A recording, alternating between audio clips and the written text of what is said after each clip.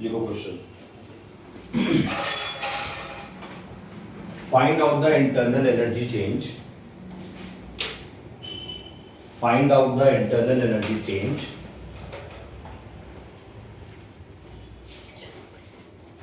for the reaction, find out the internal energy change for the reaction,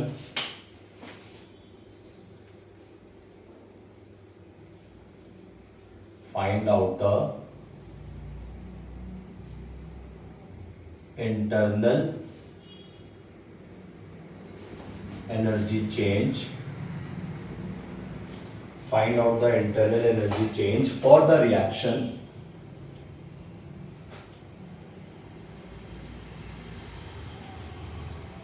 for the reaction A liquid gives A gas at 373 Kelvin, full stop.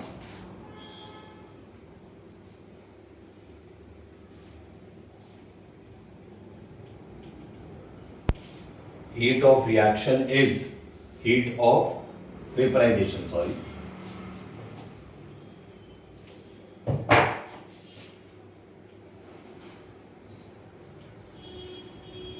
Heat of vaporization is 40.66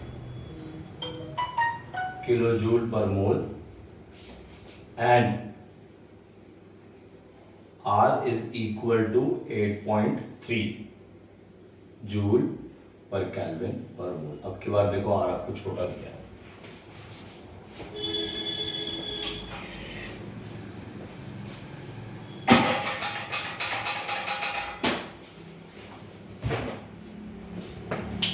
ठीक है। Last class के अंदर हमने क्या क्या फॉर्मूले discuss कर लिए, रिवाइज कर लेते हैं। W is equal to -2.303 nRT log V2 by V1, ठीक है ना। Work done for the reversible isothermal expansion, number 1 formula discuss करा। W is equal to P external delta V, ये भी हमने डिस्कस कर लिया। Work done for the reversible irreversible isothermal expansion, दो फॉर्मूले डिस्कस कर लिए। और क्या डिस्कस करा था हमने, QP is equal to delta H, QV is equal to delta U। और क्या डिस्कस करा था हमने, delta H is equal to delta U plus P delta V, ठीक है जी।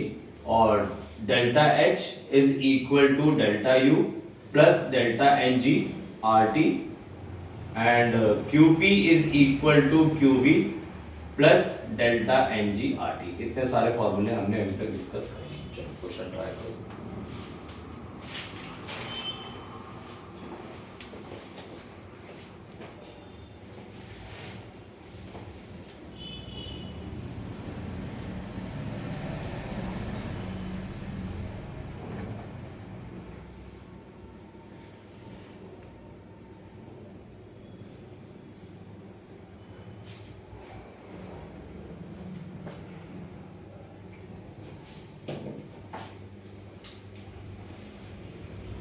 क्वेश्चन को अगर आप रीड करोगे, find out the internal energy change, आपको इंटरनल एनर्जी फाइंड करना है, दैट इज डेल्टा यू आपने फाइंड करना है। समझदार बच्चे सबसे पहले क्या लिखते हैं, गिवन लिखते हैं। तो सबसे पहले आपने डेल्टा यू फाइंड करना है। Then for the reaction L gives AG, delta NG calculate कर ले, डेल्टा एनजी कैलकुलेट कर ले।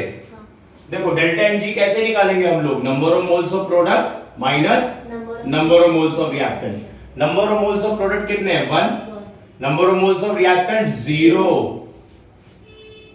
क्या सिखाया था आपको, सिर्फ गैसियस स्टेट वाले आपने कंसीडर करने हैं। प्रोडक्ट के अंदर number of moles of gaseous state is 1, there is no gaseous reactant present on the reactant side. Reactant side में कोई गैसियस रिएक्टेंट प्रेजेंट ही नहीं है, ठीक है जी। तो डेल्टा एनजी आपका कितना आ गया है, 1 आ गया। आगे देखो डेल्टा एच गिवन है, मैंने आपको पहले भी बताया था जितनी भी केमिकल रिएक्शंस होती है सबके सब ओपन कंटेनर में होती है, ओपन सिस्टम में होती है, कांस्टेंट प्रेशर। ऐसा ही कुछ बताया था ना, जो भी हीट इवॉल्व होती है, जो भी हीट एब्जॉर्ब होती है, वो सबके सब कांस्टेंट प्रेशर पर होती है, यानी कि ये डेल्टा एच गिवन है। कितना गिवन है? 40.66 किलो जूल पर मोल। 40.66 किलो जूल पर मोल, इसको आप 1000 से मल्टीप्लाई करके 40.66 मल्टीप्लाई बाय 1000 जूल में कन्वर्ट करो। इतना क्लियर है? ठीक है। और गिवन डेटा है मेरे पास? यस है। टेम्परेचर देखो आप 373 केल्विन। ठीक है। और कुछ गिवन है? नहीं। अब आप फॉर्मूला लिखोगे, delta H is equal to delta U plus delta N G R T, यही लिखेंगे ना फॉर्मूला? बोलो। Delta H 40.66 into 1000 is equal to delta U, delta N G is 1, R की वैल्यू कितनी रखनी है? 8.3। जरूरत नहीं आपकी बार 8.314 रखने की, दिया ही नहीं है क्वेश्चन के अंदर। इतना दे रखे तो इतना ही यूज करेंगे, कैलकुलेशन मेरी थोड़ी इजी हो जाएगी। देन मल्टीप्लाई बाय 373 करो सॉल्व। 1 मिनट का टाइम दिया।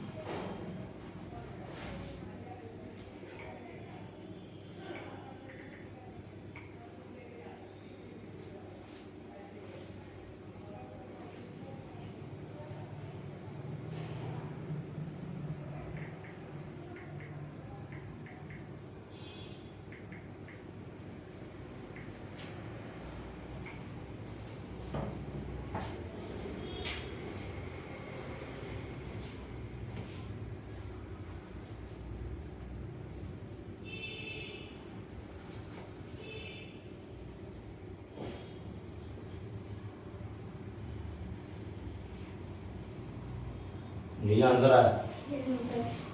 आंसर को बॉक्स में बंद करेंगे या नहीं करेंगे? With unit delta U is equal to 37564.1। ये आंसर है आपका जूल पर मोल।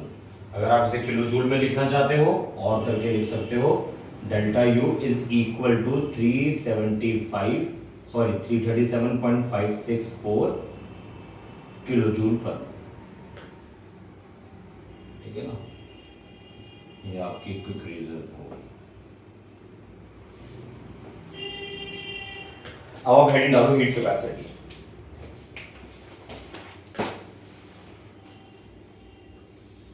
क्या होती है हीट कैपेसिटी? थोड़ा सा स्टार्टिंग में तो बताया था मैंने, बेशक डेफिनेशन ना लिखवाई हो, बताया तो जरूर था। लिखो amount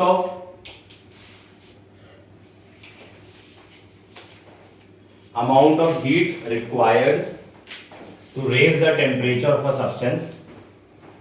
heat capacity may be defined as the amount of heat required to raise the temperature of a substance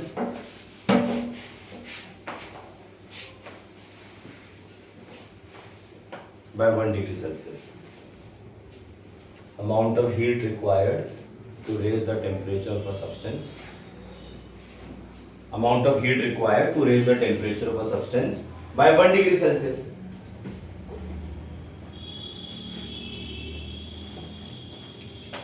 ठीक है, हीट कैपेसिटी को कैपिटल सी से डिनोट करते हैं। पहले सुन लो पहले क्या होता है हीट कैपेसिटी। हीट कैपेसिटी का मतलब है आप किसी सब्सटेंस को जो भी हीट सप्लाई करते हो ताकि उसका 1 डिग्री टेम्परेचर राइज कर जाए, उसे हम बोलते हैं हीट कैपेसिटी। आई रिपीट, आप किसी सब्सटेंस को जो भी हीट सप्लाई करते हो ताकि उसका टेम्परेचर 1 डिग्री राइज कर जाए, उसे हीट कैपेसिटी बोलते हैं। अब सब्सटेंस कम भी हो सकता है, ज्यादा भी हो सकता है, तो ज्यादा सब्सटेंस होगा तो ज्यादा हीट सप्लाई करोगे और कम सब्सटेंस होगा तो कम हीट सप्लाई करोगे, है ना भाई। मैं आपसे अगर आपके सामने 5 लीटर का पानी पकड़ा दूं और मैं आपसे कह रहा हूं उस 5 लीटर के पानी का 1 डिग्री सेल्सियस बढ़ाना है, and on the other hand मैं आपको 1 लीटर का वाटर सैंपल सप्लाई कर रहा हूं और उसका भी 1 डिग्री टेम्परेचर बढ़ाना है, तो किस केस में आपको ज्यादा हीट सप्लाई करनी पड़ेगी? 5 लीटर वाले में, 1 लीटर वाले में? 5 लीटर वाले में, 1 लीटर वाले में? 5 लीटर वाले में। तो इसका मतलब क्या है कि जो हीट कैपेसिटी है वो तो मास पे डिपेंड कर रही है, यानी कि हीट कैपेसिटी क्या हो जाएगी? Extensive property. मैंने लास्ट क्लास के अंदर ही पढ़ाया था, मतलब लास्ट पे बहुत सारी क्लासेस पढ़ा दिया मैंने। हीट कैपेसिटी क्या होता है, सॉरी एक्सटेंसिव प्रॉपर्टी क्या होता है? ऐसी प्रॉपर्टीज जो मास पे डिपेंड करती है, जो अमाउंट पे डिपेंड करती है। और intensive properties are those properties which are independent of mass. ठीक है ना? कैसे याद कराया था? इंटेंसिव प्रॉपर्टी का आई और इंडिपेंडेंट वर्ड का आई याद रख लो, तो आपको ये पूरी डेफिनेशन याद हो जाएगी। तो intensive properties are those properties which depend upon the amount, sorry which are independent of the amount, and extensive properties are those properties which depends upon the amount. तो हीट कैपेसिटी आपकी क्या हो गई? Extensive property हो गई। पहला point तो यहीं पर ही आ गया, ये एक्सटेंसिव प्रॉपर्टी है। ठीक है जी, एक्सटेंसिव प्रॉपर्टी है, एक्सटेंसिव प्रॉपर्टी है, पहला पॉइंट तो यही है। ठीक है जी, हीट कैपेसिटी को कैपिटल सी से डिनोट किया जाता है। हीट कैपेसिटी को कैपिटल सी से डिनोट किया जाता है। किससे डिनोट किया जाता है? कैपिटल सी से डिनोट किया जाता है। डेफिनेशन यहां लिख देता हूं मैं, amount of heat required, amount of heat required, amount of heat required to raise the temperature, to raise the temperature of the substance, to raise the temperature of the substance by 1 degree Celsius. ठीक है, heat capacity क्या होता है? आप किसी भी substance को जो भी हीट सप्लाई करते हो ताकि उसका 1 डिग्री टेम्परेचर राइज कर जाए, उसे हम बोलते हैं heat capacity. Heat capacity extensive property होती है, कहने का मतलब है अमाउंट पे डिपेंड करती है, और हीट कैपेसिटी को आप कैपिटल टी से डिनोट करते हो। ठीक है जी, इतना क्लियर हो गया? बोलो जी, इतना क्लियर हो गया? देखो कोई सब्सटेंस है, लेट्स से वो टेम्परेचर T1 पर है, कोई सब्सटेंस है, लेट्स से वो टेम्परेचर T1 पर है, आपने ना उसको हीट सप्लाई कर दी, आपने हीट सप्लाई कर दी, टेम्परेचर क्या हो जाएगा? T2 हो जाएगा। भाई जाहिर सी बात है ना, आप किसी सब्सटेंस को हीट सप्लाई कर रहे हो तो टेम्परेचर तो बढ़ा ही है। तो आपने किसी सब्सटेंस को हीट सप्लाई करी, इनिशियल टेम्परेचर T1 था, हीट सप्लाई करने के बाद फाइनल टेम्परेचर T2 हो गया। तो अगर मुझे हीट कैपेसिटी कैलकुलेट करनी हो तो कैसे करूंगा? Heat supplied to the system divided by change in temperature, change in temperature that is T2 minus T1, therefore Q divided by delta T। उतारो।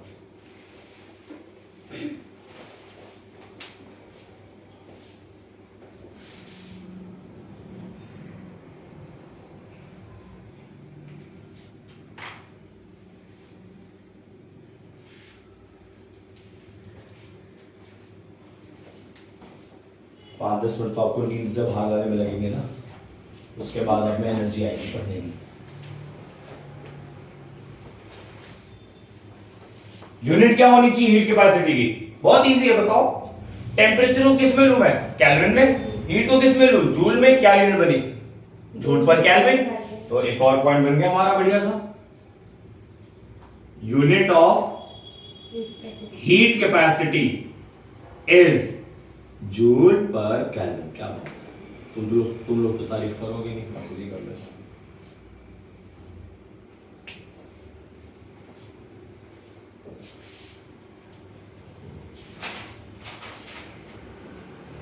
अच्छा, एक और पॉइंट पूछूं आप लोगों से, हीट कैपेसिटी पाथ फंक्शन है या स्टेट फंक्शन है? सोच के बताना। स्टेट फंक्शंस ऐसी प्रॉपर्टीज होती है जो इनिशियल स्टेट और फाइनल स्टेट पे डिपेंड करती है। पाथ फंक्शंस ऐसी प्रॉपर्टीज होती है जो पाथ पे डिपेंड करती है, इनिशियल स्टेट और फाइनल स्टेट्स के इंडिपेंडेंट होती है। स्टेट फंक्शन है, पाथ फंक्शन होती है। ठीक है जी, तो एक और पॉइंट बढ़िया सा बन गया है, कोई बात नहीं, हो जाता है। Heat capacity is a path function. Heat capacity is a path function. तो हीट कैपेसिटी अगर पाथ फंक्शन है तो आपको हीट कैपेसिटी को कैलकुलेट करने के लिए पाथ प्रोवाइड करना पड़ेगा, वो बाद में देखेंगे, अभी आप बेसिक देखो। तो अभी तक हमने क्या क्या डिस्कस कर लिया? सबसे पहले आते ही क्वेश्चन हमने डिस्कस करा है। सबसे पहले हमने क्वेश्चन डिस्कस करा है। क्वेश्चन के अंदर हमने delta H is equal to delta U plus delta N G R T को रिवाइज करा है। ठीक है, आप ये फॉर्मूला भी यूज कर सकते हो, ये फॉर्मूला भी यूज कर सकते हो, दोनों सेम ही है, बस सिंबल्स बदल दिए। और मैंने लास्ट क्लास के अंदर भी आपको बताया था कि जो भी हम जिस भी हीट से हम डील करते हैं ना ड्यूरिंग द केमिकल रिएक्शन, वो क्यूपी होती है, क्यूबी नहीं होती है। क्यूबी के लिए आपको कंटेनर क्या करना पड़ेगा? क्लोज करना पड़ेगा। कंटेनर क्लोज करोगे तो वॉल्यूम कांस्टेंट होगा, तो वॉल्यूम कांस्टेंट होगा तो whatever be the heat involved, मतलब हीट इवॉल्व होगी या एब्जॉर्ब होगी, वो क्यूबी कहलाएगी। ठीक है, और क्यूपी के अंदर क्या होता है, हम कंटेनर को क्लोज नहीं करते, हम कंटेनर को ओपन करते हैं। कंटेनर को ओपन रखोगे तो प्रेशर कांस्टेंट हो जाएगा, प्रेशर कांस्टेंट हो जाएगा तो जो भी हीट इवॉल्व या एब्जॉर्ब होगी वो क्यूपी कहलाएगी। तो 10th में आप लोगों ने पढ़ा था एक्सोथर्मिक रिएक्शन, एंडोथर्मिक रिएक्शन, बचपन की याद है, भूली बिसरी याद है, वंस अपॉन अ टाइम। तो उसमें आप लोगों ने क्या पढ़ा था? Exothermic reactions are those reactions in which heat is evolved, और endothermic reactions are those reactions in which heat is absorbed. ऐसी रिएक्शन जिसमें हीट रिलीज होती है उसे हम एक्सोथर्मिक रिएक्शन बोलते हैं। ऐसी रिएक्शन जिसमें हीट एब्जॉर्ब्ड होती है उसे हम एंडोथर्मिक रिएक्शन बोलते हैं। और हम मोस्टली सभी रिएक्शंस को ओपन कंटेनर में करते हैं, लैब में परफॉर्म करते हो। लैब में भी अगर आप रिएक्शन करोगे, हीट इवॉल्व हो रही होती है। 10th में आपने करी होगी स्कूल के अंदर रिएक्शन, सल्फ्यूरिक एसिड में जिंक का ग्रैन्युल डाल दिया होगा। ठीक है, रिएक्शन हुई, जिंक सल्फेट प्रोड्यूस हुआ, हाइड्रोजन गैस रिलीज हुई, टेस्ट ट्यूब गर्म हो गई, तो हीट रिलीज हो रही है, टेस्ट ट्यूब गर्म हो रही है, और वो एट कांस्टेंट प्रेशर हो रहा है सारा काम। यानी कि जो भी हीट से आप डील करते हो वो सब की सब क्यूपी ही होती है। ठीक है जी, ध्यान रखना। चलो जी, हीट कैपेसिटी हमने देख लिया है, अब चलते हैं स्पेसिफिक हीट कैपेसिटी की तरफ। डालो next heading, specific heat capacity.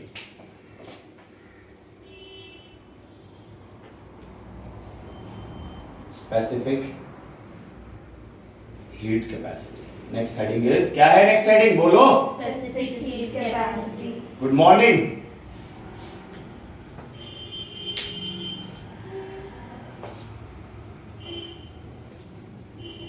Next heading is specific heat capacity. लिखो definition, amount of heat required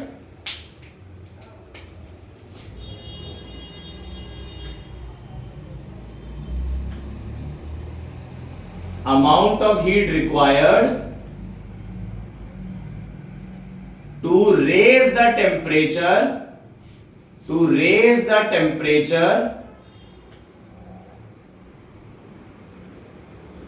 amount of heat required to raise the temperature of, अब सुनो, बड़ी सनसनीखेज खुलासा करने वाला हूं, temperature of 1 gram of substance, 1 gram of substance by 1 degree Celsius. ठीक है जी। स्पेसिफिक हीट कैपेसिटी क्या होता है? Amount of heat required to raise the temperature of 1 gram of substance by 1 degree Celsius. आप 1 ग्राम के सब्सटेंस को जो भी हीट सप्लाई करते हो ताकि उसका 1 डिग्री सेल्सियस राइज कर जाए, 1 डिग्री टेम्परेचर उसका बढ़ जाए, उसे हम बोलते हैं स्पेसिफिक हीट कैपेसिटी। सोच के आंसर देना। एक्सटेंसिव है, इंटेंसिव है? इंटेंसिव। इंटेंसिव हो गई है अब, इंटेंसिव हो गई अब। एग्जांपल लो, पहले एग्जांपल समझते हैं। Example, heat capacity of water 1 calorie पर केल्विन पर मोल। ठीक है जी। वाटर की हीट कैपेसिटी होती है 1 कैलोरी पर केल्विन पर मोल, सॉरी 1 कैलोरी पर ग्राम, सॉरी। ठीक है, 1 कैलोरी पर केल्विन पर ग्राम। ठीक है, कहने का मतलब है अगर आप 1 ग्राम का पानी लो, आपको उसको 1 कैलोरी की हीट सप्लाई करनी पड़ेगी। ठीक है, अगर आप 1 ग्राम का वाटर लो तो आपको 1 कैलोरी की हीट सप्लाई करनी पड़ेगी ताकि उसका 1 डिग्री टेम्परेचर राइज कर जाए। तो आप खुद बता दो, मैं 5 लीटर का वाटर लूं और 1 लीटर का वाटर लूं, क्या हीट कैपेसिटी में कोई चेंज आने वाला है? क्योंकि ये तो मैंने फिक्स ही कर दिया। अब 5 लीटर से मुझे कोई मतलब नहीं है, मुझे 1 लीटर से कोई मतलब नहीं है। मैंने तो 1 ग्राम का पानी ले लिया, उसको हीट सप्लाई कर दी 1 कैलोरी, 1 डिग्री टेम्परेचर बढ़ गया, बस मुझे इससे मतलब है। तो ये वैल्यू तो फिक्स हो चुकी है। ठीक है ना। तो स्पेसिफिक हीट कैपेसिटी क्या होती है? अगर आप 1 ग्राम के सब्सटेंस को जो भी हीट सप्लाई करते हो ताकि उसका 1 डिग्री सेल्सियस टेम्परेचर बढ़ जाए, उसे हम बोलते हैं स्पेसिफिक हीट कैपेसिटी। तो आपने ही मुझे बता दिया है, चीख के बताया है कि ये इंटेंसिव प्रॉपर्टी है, इंटेंसिव प्रॉपर्टी है। ठीक है जी, पहला पॉइंट हो गया। अगर हम यूनिट के बारे में बात करें तो क्या होनी चाहिए यूनिट? अगर मैं यूनिट के बारे में बात करूं, क्या होनी चाहिए यूनिट? हाँ जी, केल्विन, कैलोरी पर किलो, सॉरी कैलोरी पर केल्विन पर। वो प्रोसेस नहीं कर रहा ना डेटा, अभी सुबह सुबह का टाइम है ना, रैम प्रोसेस नहीं कर रही है। नाइस, तब ठीक है। ठीक है, सामने ही लिखी हुई है। हाँ, ठीक है, unit of heat capacity calorie पर केल्विन पर ग्राम। क्या सिर्फ हीट को मैं कैलोरी में मेजर कर सकता हूं? और किस में कर सकता हूं? जूल केल्विन पर ग्राम। ठीक है जी। अच्छा, 1 कैलोरी और जूल्स में क्या रिलेशन है? अरे वाह, मौज करती हैवी ड्राइवर हो। 1 calorie is equal to 4.184 joule. ठीक है जी, याद रखना, बहुत इसकी जरूरत पड़ेगी, कभी कभार इसकी याद आया करेगी। कॉपी करो।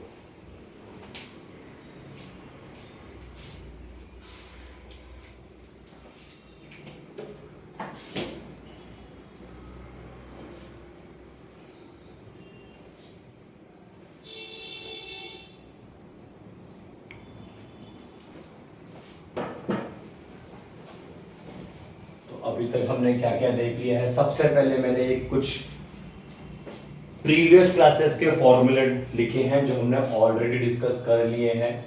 अगर कोई फॉर्मूला मैंने मिस कर दिया है तो मुझे याद दिला दो। हाँ, मिस करा है ना, देखो देखो करा है मैंने miss. W is equal to minus 2.303 nRT log P1 by P2 करा है ना मिस। ठीक है, 2 वर्क डन के फॉर्मूले देख लिए मैंने। Work done for the reversible isothermal expansion, work done for the irreversible isothermal expansion. QP देख लिया, डेल्टा H के इक्वल होता है। QV देख लिया, डेल्टा U के इक्वल होता है। डेल्टा H का रिलेशन देख लिया, डेल्टा H जिसे हम हीट कांस्टेंट या एंथैल्पी बोलते हैं। Delta H is equal to delta U plus P delta V हमने देख लिया है। इसका दूसरा वर्जन भी देख लिया। ठीक है, इस फॉर्मूले का 2.0 version delta H is equal to delta U plus delta N G R T, और 3.0 version QP is equal to QV plus delta N G R T. ठीक, उसके बाद हीट कैपेसिटी देखा। हीट कैपेसिटी एक्सटेंसिव प्रॉपर्टी है, number 1 point heat capacity path function है, number 2 point फिर definition लिखवाई। किसी सब्सटेंस को आप जो भी हीट सप्लाई करते हो ताकि उसका 1 डिग्री टेम्परेचर राइज कर जाए, उसे हम बोलते हैं हीट कैपेसिटी। किसी सब्सटेंस को आप जो भी हीट सप्लाई करते हो, कम हो ज्यादा हो, इससे हमें नहीं फर्क पड़ रहा, हमने पैसा खर्च करना, हमें तो सिर्फ पढ़ना है। ठीक है, तो उसे हम बोलते हैं हीट कैपेसिटी। फिर मैंने आपको बताया स्पेसिफिक हीट कैपेसिटी, 1 ग्राम के सब्सटेंस को जो भी हीट सप्लाई करते हैं ताकि उसका टेम्परेचर 1 डिग्री सेल्सियस बढ़ जाए, उसे हम बोलते हैं स्पेसिफिक हीट कैपेसिटी। तो यहाँ पे तो मैंने अमाउंट ही फिक्स कर दिया। जब मैंने अमाउंट फिक्स कर दिया तो ये ऑटोमेटिकली अमाउंट अब इंडिपेंडेंट हो चुका है। ठीक है, और ये आपकी इंटेंसिव प्रॉपर्टी बन चुकी है। ये एक्सटेंसिव प्रॉपर्टी दी, ये अमाउंट पे डिपेंड कर रही थी। कैपिटल सी से डिनोट करते हैं, इसको स्मॉल सी से डिनोट करते हैं। ठीक है ना, डिनोटेड बाय, अब यहां स्मॉल सी, छोटा वाला सी बना देना, इतना वाला।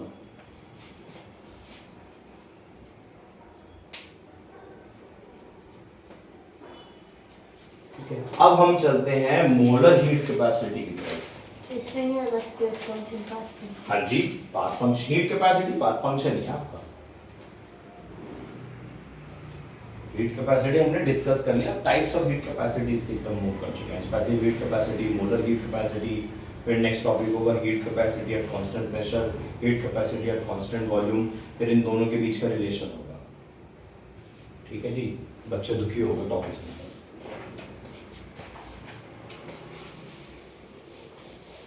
दुखी नहीं होना है, इसी का नाम से लाइफ में कुछ चीजें ऐसी भी होती है जो हमें ना पसंद होती है, बट करनी पड़ती है। Next heading is molar heat capacity. Write down the heading, molar heat capacity. Molar heat, बोलो ना भाई, तुम लोग बोलते ही नहीं हो, घर से कसम खा के निकलते हो क्या? क्या आज बोलेंगे क्लास, बोलेंगे नहीं क्लास के अंदर, ऐसा कुछ है क्या? क्या होती है मोलर हीट कैपेसिटी? बहुत इजीली डिफाइन कर सकते हो, यहीं से डिफाइन कर सकते हो आप लोग, बहुत इजी है। मैंने जब 1 ग्राम का सब्सटेंस लिया, जो भी हीट मैंने उसे सप्लाई करी ताकि उसका 1 डिग्री सेल्सियस टेम्परेचर राइज कर जाए, वो क्या कहलाए? Specific heat capacity. अब 1 ग्राम की जगह 1 मोल कर दो, तो लिखो, हूं क्या कर रहा हूं, लिखो amount of heat required, amount of heat required to raise the temperature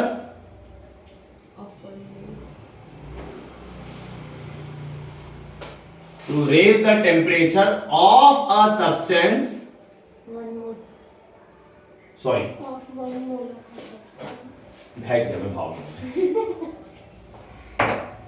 amount of heat required to raise the temperature of 1 mole of substance, of 1 mole of substance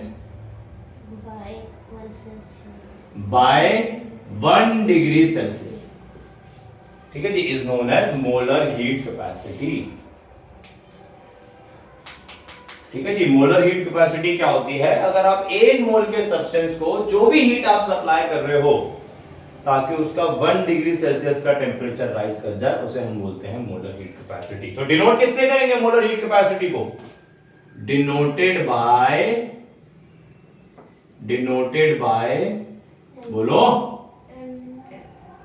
heat capacity, और मोलर वर्ड यूज करा है। Unit क्या होनी चाहिए? 1 मोल kelvin ग्राम। 1 मोल पहले बोल रहे हो, केल्विन में बोल रहे हो, ग्राम भी बोल रहे हो, मतलब इनका तो सोचो, इन लोगों का तो सोचो जिन्होंने थर्मोडायनामिक्स बनाई है। Unit of molar heat capacity, unit of molar heat capacity. ठीक है जी, हीट सप्लाई कर रहे हो जूल, अब के बाद 1 मोल को सप्लाई कर रहे हो जूल पर केल्विन पर मोल। और अगर आप कैलोरी में बताना चाहते हो, आपका मन कर रहा है नहीं हम कैलोरी में भी बताएंगे, तो कैलोरी पर केल्विन बता लो, मैंने थोड़ी ना रोका।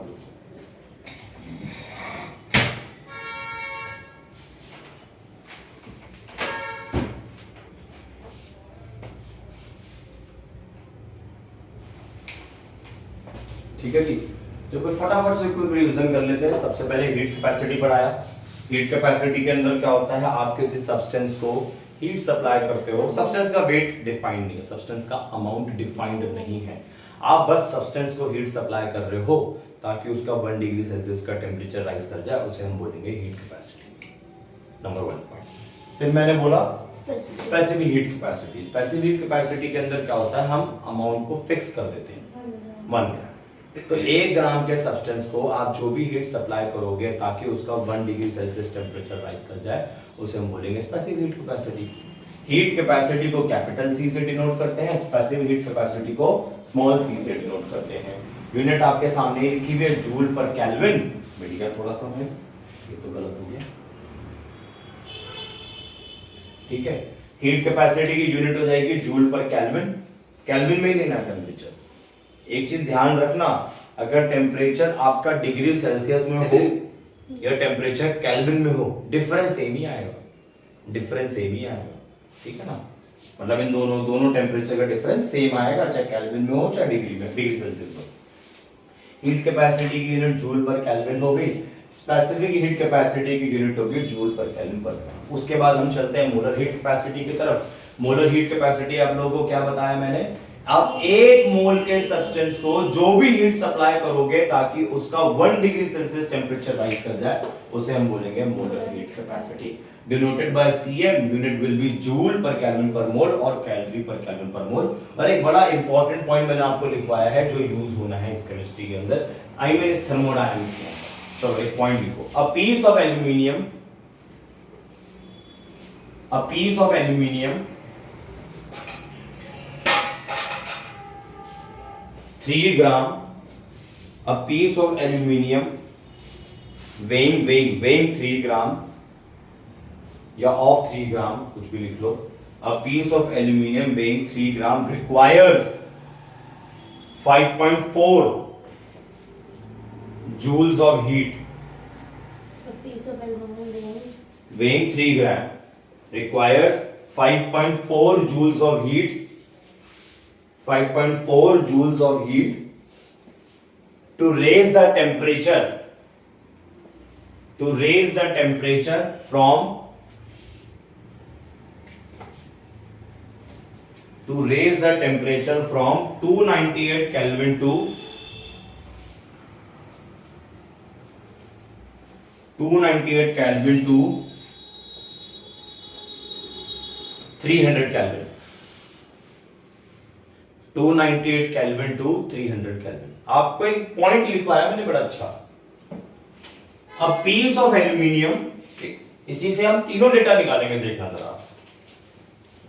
अ piece of aluminium, a piece of aluminium weighing, a piece of aluminium weighing 3 gram requires 5.4 joules, बोला kilo joules, joules of heat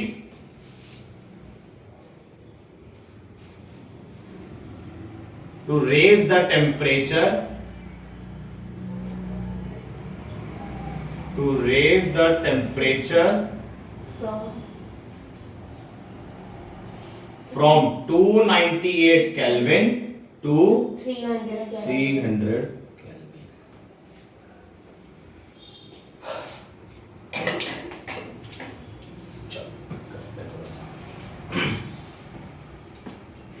सबसे पहले क्वेश्चन को रीड करके बताओ, आपको ये गिवन है, ये गिवन है, ये गिवन है, ये निकालना पड़ेगा मेरे को। स्पेसिफिक हीट नहीं, ना तो स्पेसिफिक हीट गिवन है ना मोलर गिवन है। हीट कैपेसिटी का इनडायरेक्ट डेटा आपको दे रखा है, थोड़ा उसको यूज करके मुझे हीट कैपेसिटी कैलकुलेट करेगा। देखो सामने ही लिखा हुआ फॉर्मूला, हीट कैपेसिटी को कैपिटल सी से डिनोट करते हैं, अमाउंट से तो कोई लेना देना नहीं है हीट कैपेसिटी को, सीधा हीट यूज करो, दैट इज 5.4 जूल्स। यूनिट लिख दो साइड में, क्योंकि थर्मोडायनेमिक्स में यूनिट्स का बड़ा इंपॉर्टेंस है। अगर आपको यूनिट्स कन्वर्जन नहीं आती है, आई मीन एक यूनिट को दूसरी यूनिट में कैसे कन्वर्ट किया जाए, क्वेश्चन को आप स्टडी करके, ठीक से स्टडी ना करके, आर की वैल्यू ना ठीक से नहीं कर रहे हो पुट, ठीक है, तो क्वेश्चन गलत हो जाते हैं। कई जगह ऐसा होता है कि बच्चों को आदत हो जाती है 8.314 जूल पर केल्विन पर मोल डालने की, वो हर जगह चिपका डालते हैं ये वाली वैल्यू, जबकि ऐसा नहीं है। आप फॉर्मूले को देखो और उसके हिसाब से आर की वैल्यू पुट करो, ऐसी रैंडमली नहीं आर की वैल्यू हम पुट करते। ठीक है, देखो C is equal to 5.4 joules, T1 कितना है? 289 मैडम जी क्या हो गया? 298 केल्विन, ठीक है, और T2 कितना है? 300 केल्विन, ठीक है जी। तो C is equal to Q upon delta T, very good. Q कितना दे रखा है? 5.4। डेल्टा T किसके इक्वल होगा? T2 minus T1, that is 300 minus 298, बहुत बढ़िया, ठीक है जी। तो 5.4 डिवाइडेड बाय 2 सॉल्व करेंगे तो I think 2 1s are 2, 2 7s are 14 joule पर केल्विन। ये आपकी आई है हीट कैपेसिटी, ठीक है जी। अब आइए आपकी हीट कैपेसिटी, क्योंकि आपके सामने फॉर्मूला लिखा हुआ है C is equal to Q upon T2 minus T1। Q मेरे पास गिवन था 5.4, ठीक है। Delta T is T2 minus T1, T1 ये रहा, T2 ये रहा, डेल्टा D के अंदर पुट करो, सॉल्व करो, आंसर आ गया। तो ये हीट कैपेसिटी आया, इतना क्लियर हुआ। अब स्पेसिफिक हीट कैपेसिटी जो चलते हैं, सोच के बताना ये वाली हीट मैं कितने ग्राम के एल्यूमिनियम को दूं ताकि उसका 1 डिग्री सेल्सियस टेंपरेचर राइज कर जाए। सोच के बताना, सामने लिखा हुआ है, सामने ही लिखा हुआ है 3 ग्राम। देखो ना, a piece of aluminium weighing 3 gram requires 5.4। Actually confusion आपको क्या हो रही होगी, डेफिनेशन के अंदर मैं बोल रहा हूं कि किसी सब्सटेंस को आप जो भी हीट सप्लाई कर रहे हो ताकि 1 डिग्री सेल्सियस बढ़ जाए, वो हीट कैपेसिटी होती है। तो यहाँ पे मैंने 1 डिग्री तो नहीं लिया, यहाँ पे T2 minus T1 ले लिया, तो काइंड ऑफ यहाँ आपको मे बी कंफ्यूजन अराइज हो रही हो। भाई अगर आपको पर डिग्री सेल्सियस या पर केल्विन का डेटा निकालना है तो उसको आप टेम्परेचर से ही डिवाइड करोगे। अब मुझे निकालना है स्पेसिफिक हीट कैपेसिटी। अब मुझे कैलकुलेट करना है स्पेसिफिक हीट कैपेसिटी। बताओ कैसे कैलकुलेट करूं? ये 3 ग्राम के हिसाब से निकल गई है, यानी कि 3 ग्राम के सब्सटेंस को आपको इतनी हीट सप्लाई करनी पड़ेगी, उसका 1 डिग्री सेल्सियस बढ़ जाएगा। तो स्पेसिफिक हीट कैपेसिटी इसी से निकल जाएगी। यूनिटरी मेथड आता है, बताओ क्या करो? 3 से डिवाइड। देखो दोबारा देखो, 3 ग्राम ऑफ सब्सटेंस रिक्वायर्स, तो बोलो साथ साथ, 3 ग्राम के सब्सटेंस को, in fact to be precise, where is the register, to be precise इसको लिखो 3 gram of aluminium. 3 gram of aluminium, 3 gram के एल्यूमिनियम को 2.7 जूल पर केल्विन की हीट की रिक्वायरमेंट है, मतलब ये इसकी हीट कैपेसिटी है। तो 1 ग्राम का क्या होगा? 1 gram of aluminium requires 2.7 upon 3 joule पर केल्विन पर ग्राम। या ये 1 ग्राम के लिए ऊपर वाली आपकी हीट कैपेसिटी, नीचे वाली आपकी स्पेसिफिक हीट कैपेसिटी। सॉल्व करना चाहते हो, मन कर रहा है तो कर दो, जूल पर केल्विन पर ग्राम। ठीक है, 1 ग्राम के लिए आगे, 1 ग्राम के लिए आगे बोलो। Yes sir. अब मुझे अगर यहीं से ही मोलर हीट कैपेसिटी कैलकुलेट करनी हो तो, अरे क्या पाप कर रहे हो, माता रानी पाप देगी। 1 mole of aluminium is equal to gram atomic mass. बचपन की यादें, once upon a time, chapter number 1 की यादें। सर्दियों में कल की यादें याद नहीं रहती है, आप चैप्टर नंबर 1 की बात कर रहे हो। 27 ग्राम, 1 मोल में 27 ग्राम है। कहने का मतलब है आपने 27 ग्राम के एल्यूमिनियम के लिए हीट फाइंड करनी है, तो आपको दे कितनी की दे, सॉरी आपने कितने की कैलकुलेट करी है? 1 gram of aluminium requires 0.9 joule पर केल्विन पर ग्राम। क्या बात है। तो 1 ग्राम के एल्यूमिनियम को आप इतनी हीट सप्लाई करोगे तो 27 ग्राम के एल्यूमिनियम को 27 ग्राम के एल्यूमिनियम को आप कितनी हीट सप्लाई करोगे? 27 मल्टीप्लाई बाय 0.9 जूल पर केल्विन पर मोल। यूनिट बदल जाएगी। ठीक है, क्या आएगा सॉल्व करके?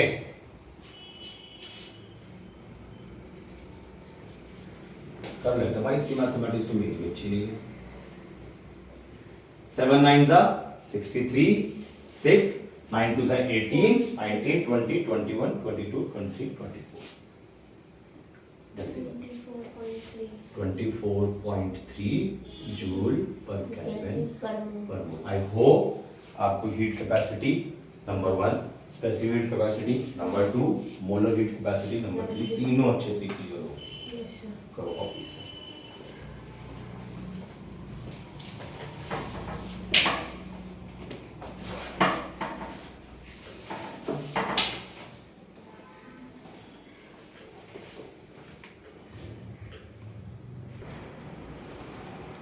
Write down the heading types of heat capacities or molar heat capacities.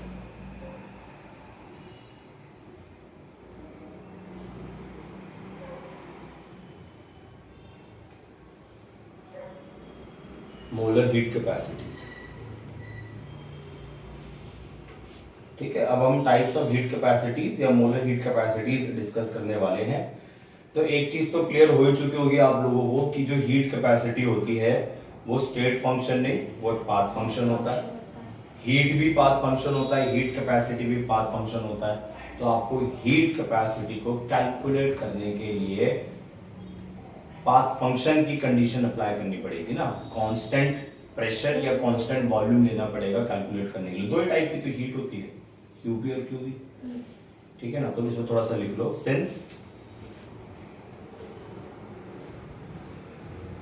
since q is not a state function, since q is not a state function,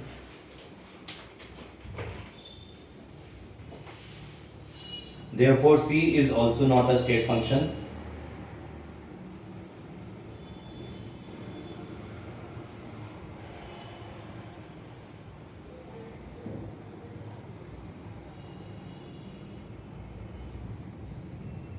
Therefore c is also not a state function. Hence to know the value of capital C, I mean heat capacity, hence to know the value of C, heat capacity की बात कर रहा हूँ, मतलब capital C, hence to know the value of C, the conditions such as constant volume, the conditions such as constant volume or constant pressure, the conditions such as constant volume or constant pressure have to be specified,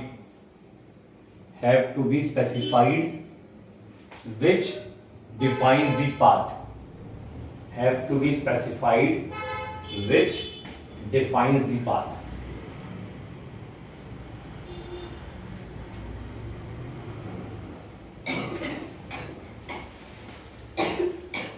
ठीक है ना। क्यों आपका state function नहीं होता है, path function होता है, तो हीट कैपेसिटी भी पाथ फंक्शन हो जाएगा। तो अगर आपको हीट कैपेसिटी कैलकुलेट करनी है तो आपको कंडीशन अप्लाई करनी पड़ेगी, लाइक कांस्टेंट वॉल्यूम और कांस्टेंट प्रेशर, जो आपके पाथ को डिफाइन करेगी। पाथ का मतलब क्या है? इनिशियल स्टेट से फाइनल स्टेट जा रहे हो। याद करो, थर्मोडायनेमिक प्रोसेस पढ़ाया था आप लोगों को। थर्मोडायनेमिक प्रोसेस 4 टाइप्स के होते हैं: isothermal process, isobaric process, isochoric process, adiabatic process. तो आइसोबारिक के अंदर क्या था? आप इनिशियल स्टेट से फाइनल स्टेट जा रहे थे, प्रेशर को आपने कांस्टेंट रखा था। आइसोकोरिक के अंदर क्या था? आप इनिशियल स्टेट से फाइनल स्टेट जा रहे थे, वॉल्यूम को कांस्टेंट रखा था। अब तो मैं आपको ये पॉइंट रटवा भी चुका हूं कि कांस्टेंट प्रेशर का मतलब क्या है, आपने प्रोसेस को ओपन कंटेनर में करना है। कांस्टेंट वॉल्यूम का मतलब क्या है, आपने प्रोसेस को क्लोज कंटेनर में करना है। ठीक है जी। तो हीट कैपेसिटी कैलकुलेट करने के लिए आपको कंडीशंस अप्लाई करनी पड़ेगी, कांस्टेंट प्रेशर, कांस्टेंट वॉल्यूम, जो आपके इनिशियल स्टेट से फाइनल स्टेट तक जाने के पाथ को डिफाइन करेंगे। तो लिखो number 1, heat capacity at constant, heat capacity at constant volume,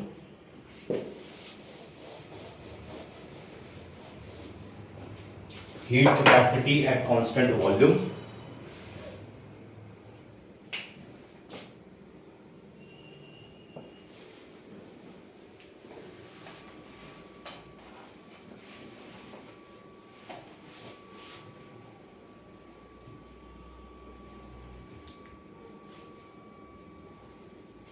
heat capacity at constant volume पहला हो गया ये आपका।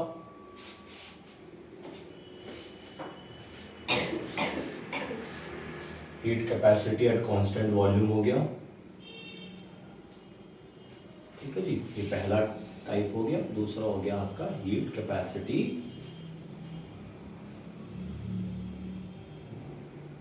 Eight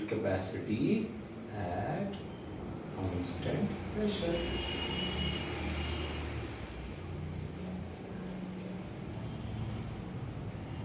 heat capacity at constant pressure, ठीक है ना।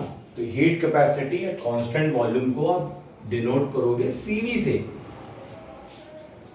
ठीक है, और heat capacity at constant pressure को डिनोट करोगे आप सीपी से।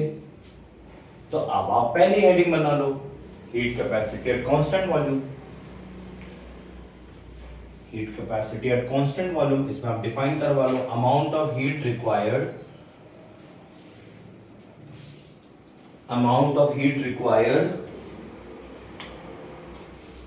to raise the temperature of a substance, amount of heat required to raise the temperature of a substance through 1 degree Celsius, amount of heat required to raise the temperature of a substance, amount of heat required to raise the temperature of a substance through 1 degree Celsius, through 1 degree Celsius at constant volume। आपने volume constant रखना है, substance को heat supply करनी है ताकि उसका 1 degree Celsius temperature rise कर जाए, उसे हम बोलते हैं heat capacity at constant volume. I repeat, amount of heat लिख देता हूं मैं यहां पे, amount of heat required to बोलो ना भाई, required to raise the temperature, required to raise the temperature of a substance through 1 degree Celsius at constant volume, at constant volume।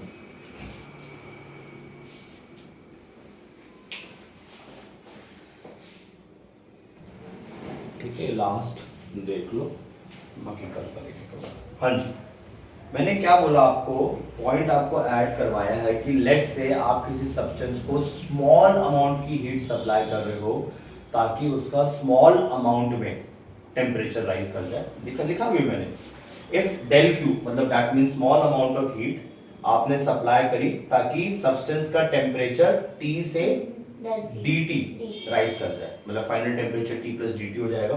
तो हीट कैपेसिटी क्या होगी, C is equal to del Q dt, final minus initial ना, T plus dt minus T dt आ जाना, ठीक है ना। ज्यादा amount की हीट सप्लाई करोगे तो ज्यादा टेम्परेचर राइज करेगा, कम अमाउंट की हीट सप्लाई करोगे कम टेम्परेचर राइज करेगा, उसको डिवाइड करके आप हीट कैपेसिटी कैलकुलेट कर सकते हो। अब देखो, अभी हम आज ये वाला डिस्कस कर रहे हैं, चलो देख लेते हैं, टाइम बचा तो। पहला ये वाला डिस्कस कर रहे हैं, heat capacity at constant volume. आप मुझे बताओ फर्स्ट लॉ ऑफ थर्मोडायनेमिक्स क्या होता है, याद करो, according to first law of thermodynamics, according to first law of thermodynamics. Mathematical treatment के बारे में बात कर रहा हूं, जो मैथमेटिकल रिलेशन में निकाला था। According to first law of thermodynamics कुछ याद आया? Delta U equals to Q. आप लोगों ने क्या पढ़ा था? देखो रफ में लिखता हूं।